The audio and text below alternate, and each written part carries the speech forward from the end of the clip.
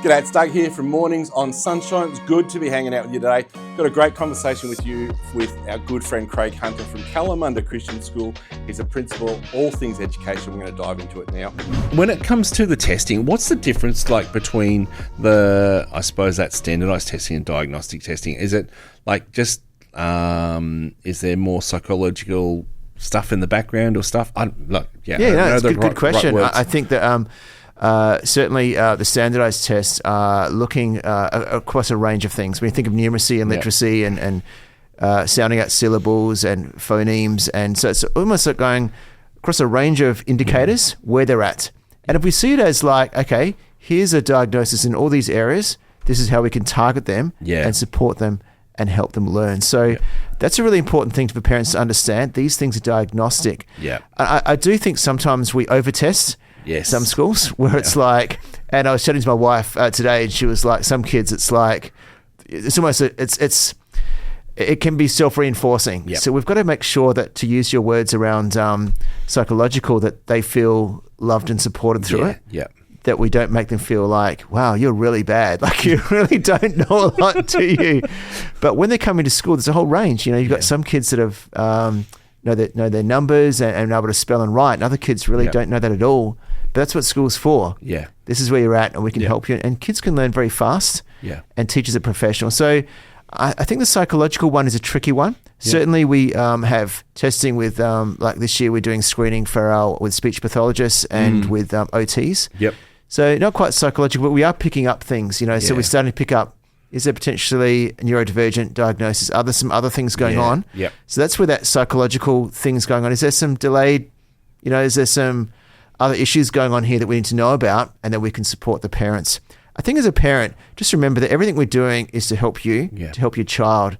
It's a partnership, not a competition. Yeah. Partnership, not a competition. And anything we can put in place to help the kids get a better education and get a better start in life is always a good thing. Now, Craig, when it comes to the early years of and looking at some of those things, you sort of touched on it before, I think, around neurodiversity and those things. Is that the sort of things that we're looking for when we're doing these early years testing? For neurodivergence. For neurodivergence, learning difficulties. I think that's part of it. Certainly we pick up on that. That's not our primary role. Yep. So certainly what we've done this year is doing some screening to help support our parents, but that's something they need to pursue outside of school. Yep. We don't have the capacity in most schools. Now, a lot of schools do have health professionals on site that can help with that. We don't. But I think the main thing, though, is about, here's some gaps in their learning. Here's some gaps in their progress. And one of the maxims is stage, not age. Okay. So what stage are they at? Yep. And how can we get them to the next stage rather than just their age? Now, obviously, developmentally, when they're 4 and 5, there's a whole lot of stuff they're trying to learn. Yep. But certainly with that, I think, though, that certainly when we do get diagnoses and we get some of those reports, it doesn't help us apply for funding. So schools, government and non-government will use it to say, hey, we really need some extra EA support or some extra help in our classrooms. We apply for that, we get funding, which helps us employ people to help those kids. Yeah. And especially with autism, ADHD, all those other things that I can't remember all their different names, but they all have different diagnoses that have different special needs.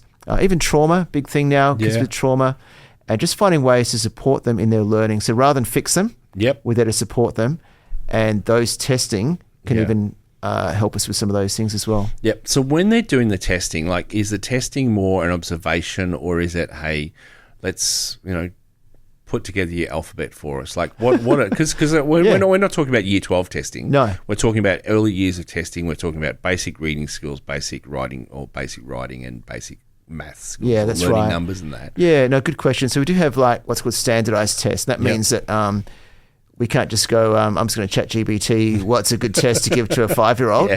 There's certain government recommended tests. So it might be a Hegarty, or it might be a essay spelling test or a Young's test. So there's certain tests that are prescribed that give us the diagnostic results that we can use. And then we obviously track that data right across the primary or primary school as well. So it is important that they're recognised tests. How we administer it usually is time consuming. Yeah. So it might be the teacher or an EA going one by one, 5 to 7 minutes, sitting with them, going through the process. So it is quite time consuming. Yep. And that's why it is important that we don't over-test. But on the same token, it does take time. And we do have to go one-on-one and have a series of questions that are consistent, that we use year to year. There are some group testing, but when they're little, I think one-on-one is a lot more effective and than doing a whole class, which we can do as they get older. Yep. But when they're little, it's one-on-one, and it is time consuming. Yeah. When it comes to like the testing, how often do you see parents go, I want my kids to smash the test, so I'm going to prep for it?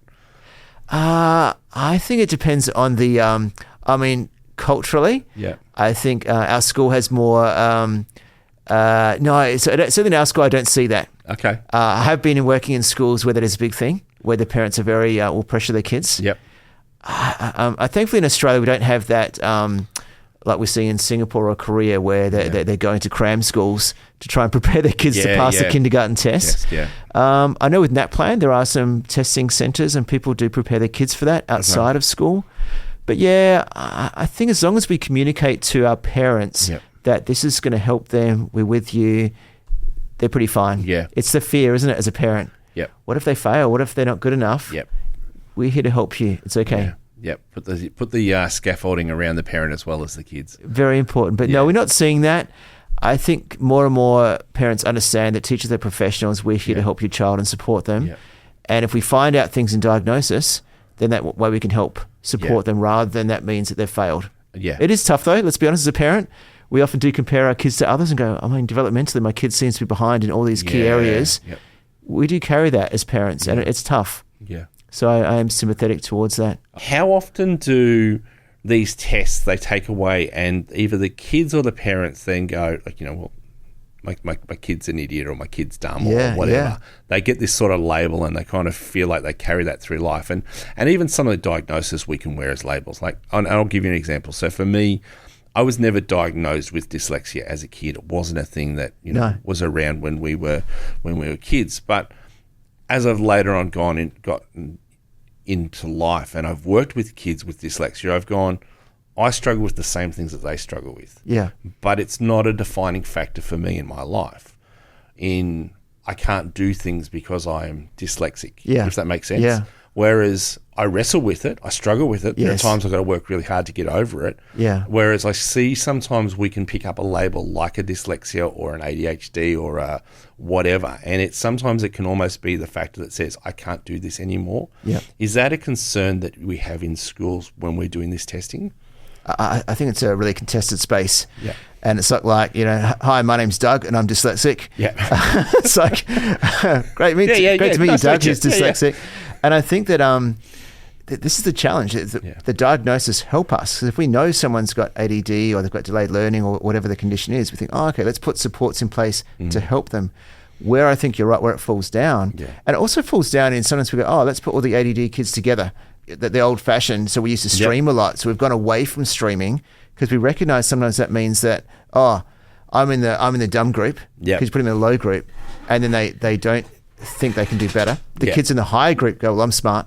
Yeah. I don't have to work very hard. Yeah. So the idea of growth mindset, like you've got dyslexia, but Richard Branson has achieved a lot as someone with dyslexia. That's right. So we've got to make sure that those things that become limitations. So labels can't be limitations. They're just areas that I think the other thing is being self-aware. Yes. So if I know, you've got dyslexia, you go, okay, well, that means when I'm reading or when I'm trying to do a lot of heavy written work, I've got to find some strategies that's going to help me. Yes. So I think those diagnoses can actually empower our kids as much as empower the teachers and those helping them. Yeah. No, very much so. And I think the empowerment is the word. Like how we're empowering them and not limiting them because of the label or because of the diagnosis or because of what comes out of That's right. So the word is metacognition. So it's like how do I learn? So if I know how I learn and I understand my weaknesses or those diagnoses, actually can empower me to do better and go, okay, I'm not so good at this, but I'm good at that. I learn this way, I don't learn that way.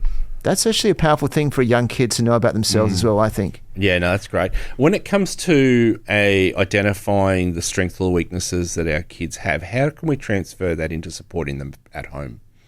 Yeah, and I think we love our kids, and we obviously make sure we don't label them, you're ADD sort of thing. But, I just want to encourage our parents just with, I'm just going to keep banging on about technology. I'm sure you have other presenters on that say this, but technology robs our kids of learning. Yeah. And just the fact of, I've said this before, I'll say it again, reading to your kids and getting them to read to you and asking them questions, the cadence of your voice, the inflection, the inference, the prediction. There's so many powerful things that come from reading at home with your kids. So don't ever minimize that. But also it means things like do some skip counting, 2, 4, 6, 8, do odd numbers, 1, 3, 5, 7, 9, count backwards from 100. Just do some little games. Obviously, not all the time, but make that part of your routine. And the thing that's most important is be curious, that you be curious, help them be curious. And I think as parents, we have to get off our own technology. But the key is that kids need to know that we love them and we want to support them through everything they're going through. And then we want to be strength-based. So what are they good at? Let's continue to pour encouragement on that rather than focusing on the deficit. That's a big one as parents. If we can focus on their strengths, not their weaknesses, we'll see them flourish. Hey, it's Doug from Mornings on Sunshine. Thanks for watching this video. Make sure that you like, comment, subscribe, do all those good things. Share with a friend who might get something out of it, and I'll catch you in the next video.